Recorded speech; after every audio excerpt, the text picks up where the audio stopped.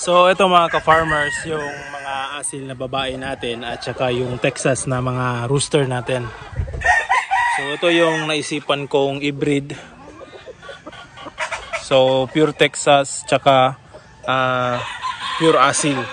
So dalawang lahi yan mga ka-farmers. So itong dugo ng bulik natin ay 1/2 black at saka 1/2 bulik.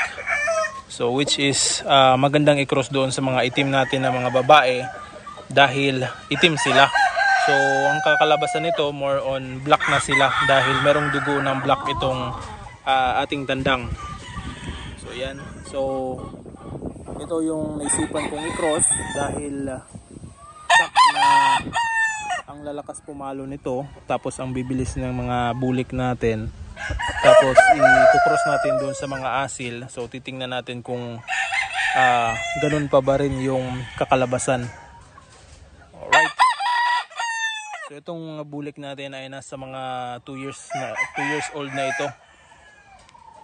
2 years mahigit. So dalawang magkapatid na bulik. Ito at saka yung isa nandun. So ito dito sa inahin natin. Itong itim na inahin mga ka-farmers. Yung itim na yan ay ina ng dalawang itim na yan nandun. So ito yung i-cross ko sa isang bulik natin.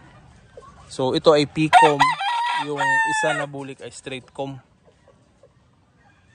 So sinasalang din natin dito mga ka-farmers para masanay na kumasta itong ating rooster dahil matagal-tagal din itong hindi nakapagkasta. Kaya ito sinasanay natin dito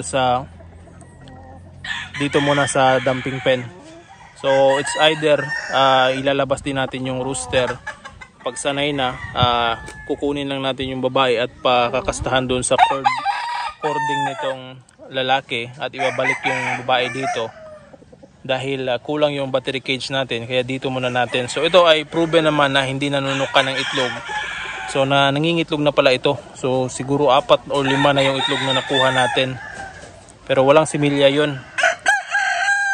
Ayos lang din, target din nating makapag-produce nitong mga manok na ito o palahi. Alright, so dito naman ito yung isang kapatid ng babae na nandun. Yan o. So ang lalakas ding pumalo nito mga ka-farmers kahit babae yan. So daig pa yung mga tandang kong pumalo ang lalakas. So ayan oh, dalawa sila. So magkasing muka lang ng kanyang ina. Itim rin pero yung ama nito is pula. So itim pa rin yung dominant yung kulay. So ito, ang rooster na yan ay itong dalawa yung babae yung sa kanya na rooster. Yung isa na yan ay sa kanya lang. So ito naman yung isang set natin dito. Yung kapatid na babae doon. So medyo may puti dito sa tawag dito is tambulok. So yan yung bulik. So straight comb yan. Parang native lang mga ka-farmers.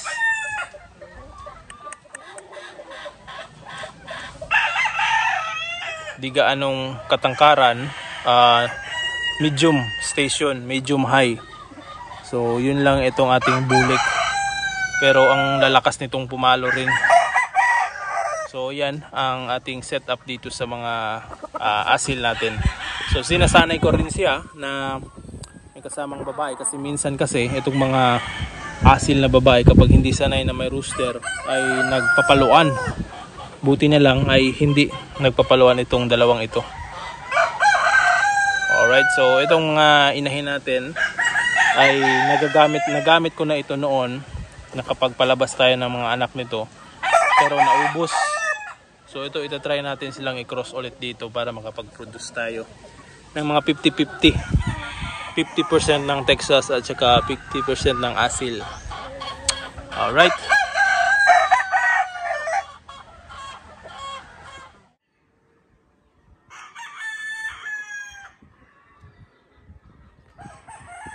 Bulik yung nakuha at saka itong sweater round head. So ito yung nakuha ni. So ito mga ka-farmers, nandito na naman si Sir CJ. So ang dami na namin transaction. So ngayon ko lang nalaman yung pangalan niya.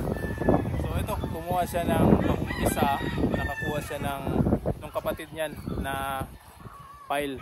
Ito, kapatid nitong pile, nakuha niya at saka ito yung ipapares niya. Isang sweater roundhead na babae at saka ito namang ating 3/4 black, 1/4 na bulik. Ito magagamit niya na. Ito, nangingitlog na yung sweater kaso kailangan pa nating antayin ng kasi bata pa. Mga isang linggo, isang buwan bago ma-breed. So ito sana yung kukunin ni Sir, yung sweater asil. So sa susunod na yata niya kukunin yan. So anong masasabi natin Sir? So nag-uumpisa pa lang si Sir mag-breed ng manok panabong. Ito yung nagbe-breed siya nag-aalaga ng mga broiler, kambing at saka heritage heritage chicken. So madami na din yung itlog niya. So soon siya na yung magbebenta ng mga sisiw. Alright, so salamat Sir sa pag-avail.